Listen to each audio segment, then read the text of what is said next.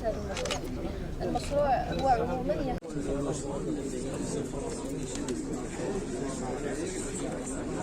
اقل حاجه ديال المحطات. هذا هو الفرق.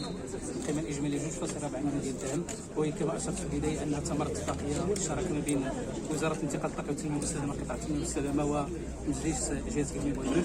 ستمكن هذه المحطه من تتبع ورصد جوده الهواء، نشر المعطيات حول هذه الهواء ومساعده متخذي القرار، دعم الشروط الحقوقيه في محاربه تلوث الهواء، وايضا اتخاذ ايجاد تقارير حول هذه